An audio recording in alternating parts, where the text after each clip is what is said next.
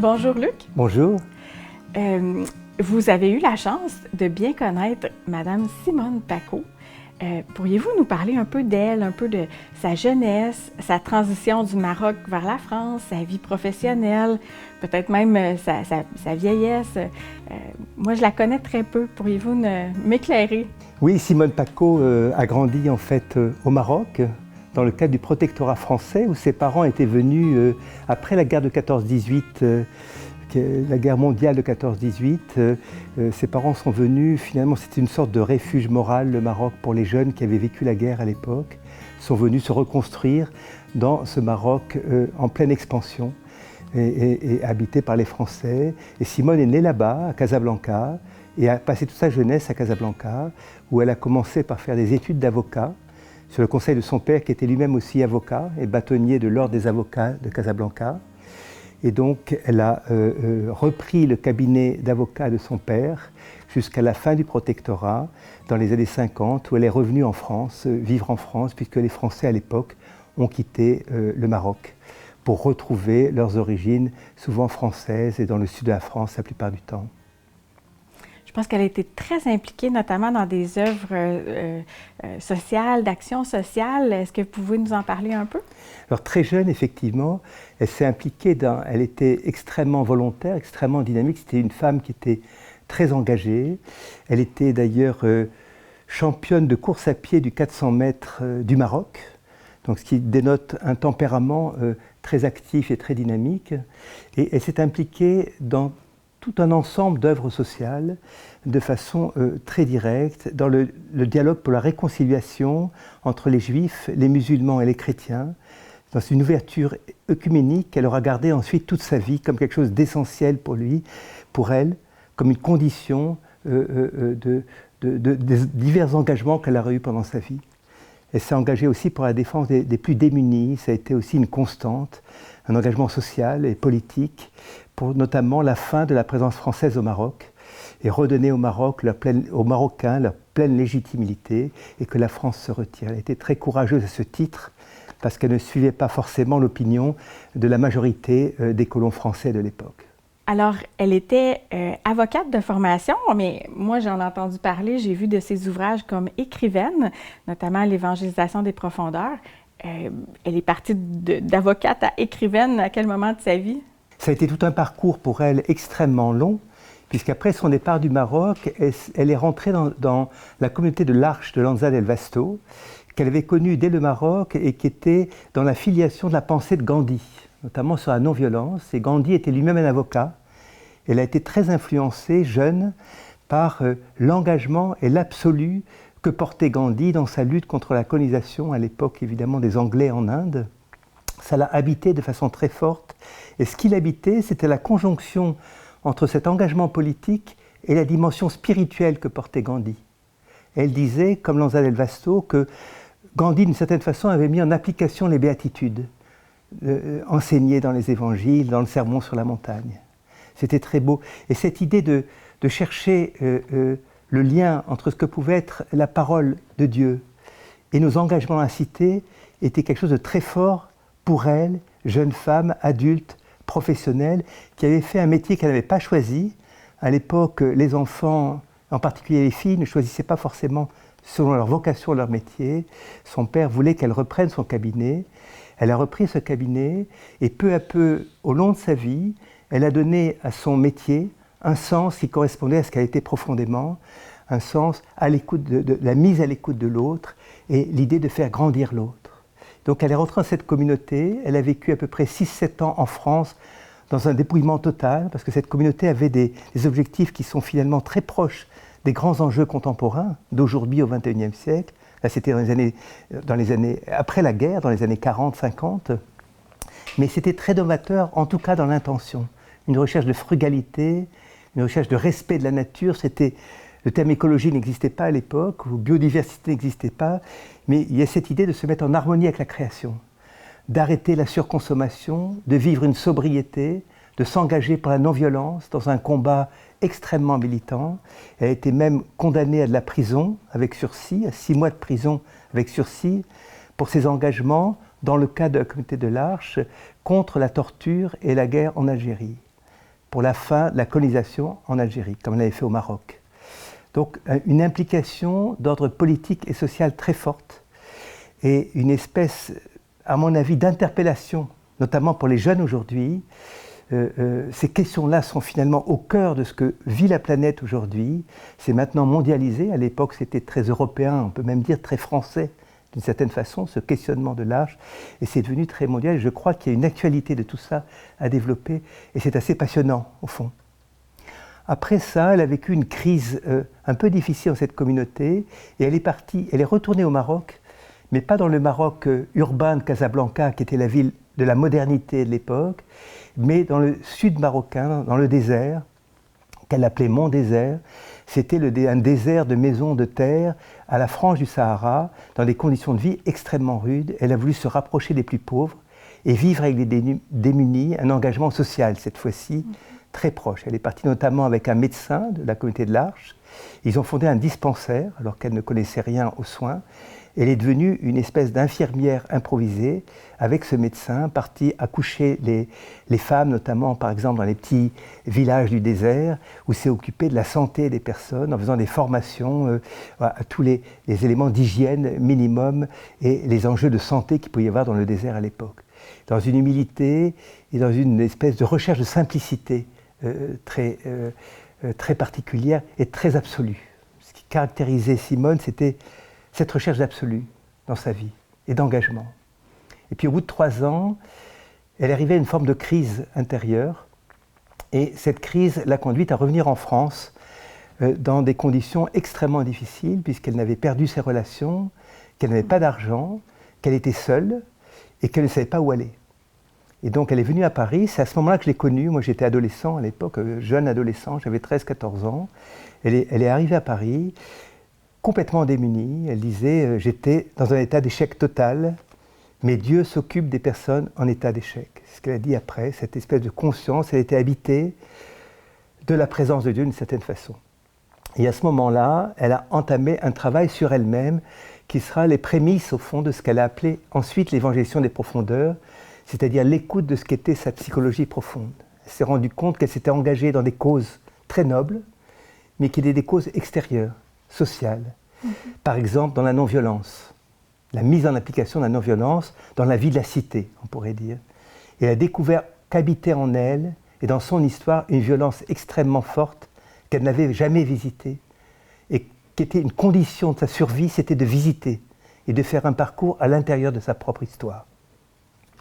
De laisser féconder sa propre histoire, mais d'abord en apprenant à la connaître, pour ensuite pouvoir la laisser habiter par la vie dans l'esprit et la vie publique. Et ça, c'est vraiment au cœur de ce qu'aurait été son enseignement après, et sa vie d'écrivain, quand elle a formulé tout ça par écrit ensuite, c'était comment prendre en compte la dimension psychique de notre personne dans notre vie spirituelle.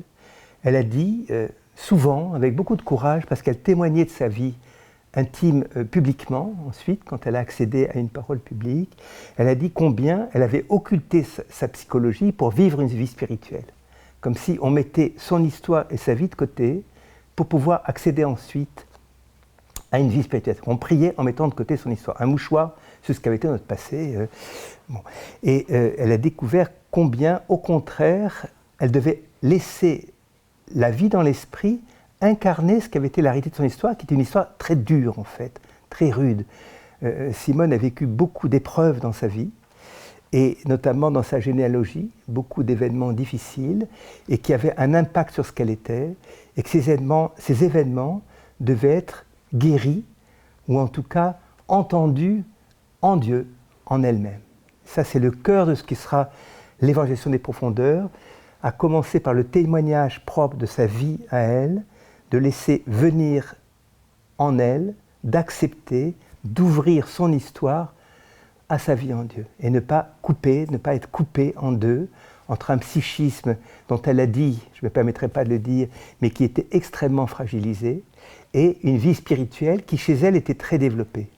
Elle avait dit dans une interview qu'elle avait faite au journal La Croix il y a longtemps, il y a peut-être une trentaine d'années, elle a dit qu'elle était sportive et religieuse. Elle était très bien dans son corps, elle était très dynamique physiquement, elle était très religieuse, très priante, mais une part d'elle-même avait été oubliée et occultée.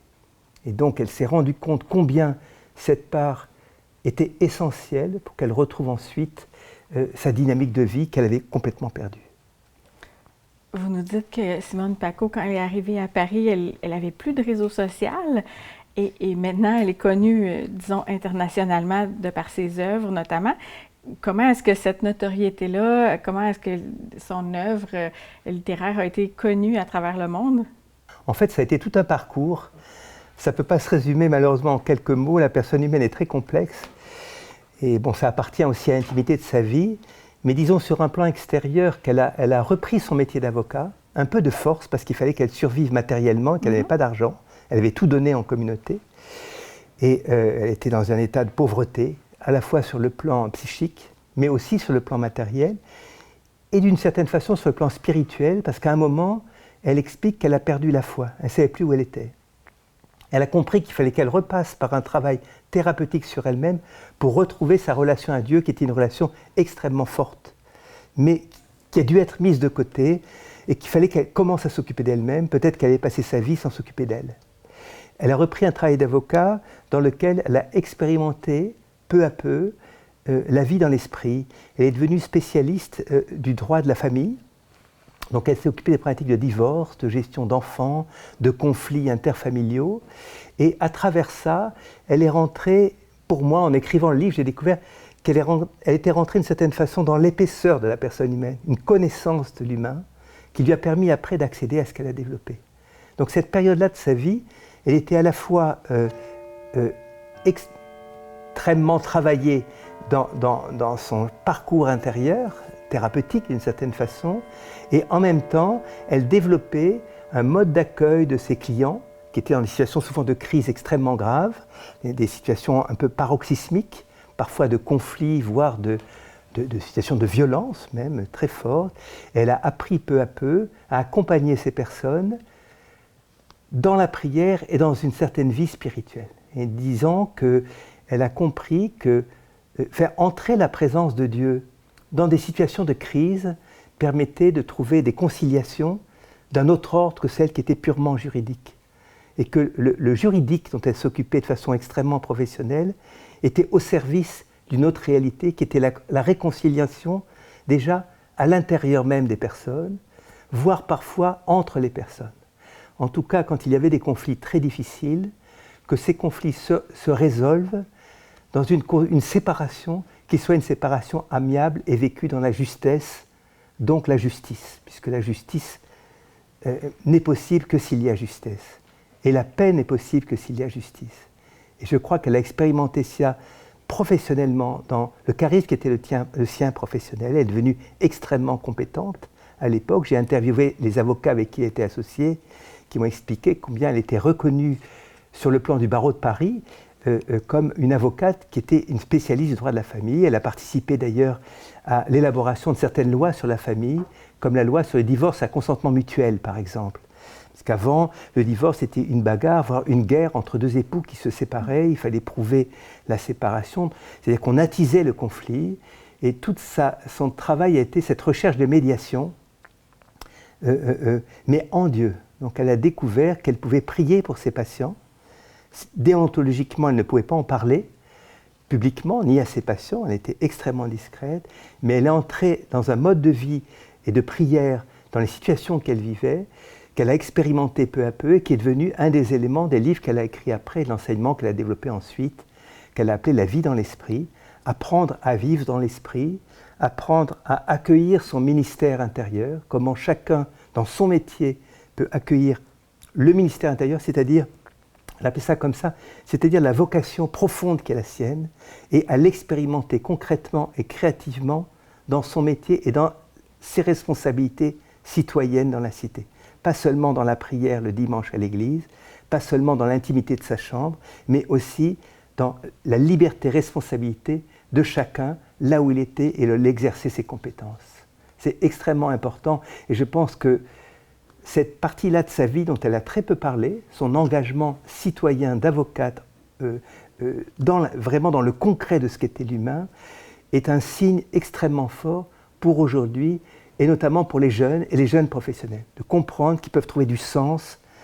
On est dans une période de questionnement extrêmement profond sur le sens, qu'on pouvait trouver du sens en ancrant ce que l'on fait dans la vie, une vie dans l'esprit qu'on redécouvre à travers notre foi, chacun de sa façon. C'est en fait extrêmement créatif parce que chacun a inventé cette façon de vivre, mais elle l'a inventé à sa façon.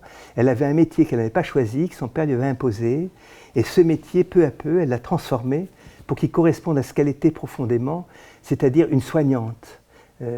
Son métier d'avocate est devenu un métier d'avocate de Dieu d'une certaine façon. C'est-à-dire qu'il y a quelque chose de son métier qui s'est transformé pour prendre un sens qui correspondait à ce qu'elle était profondément.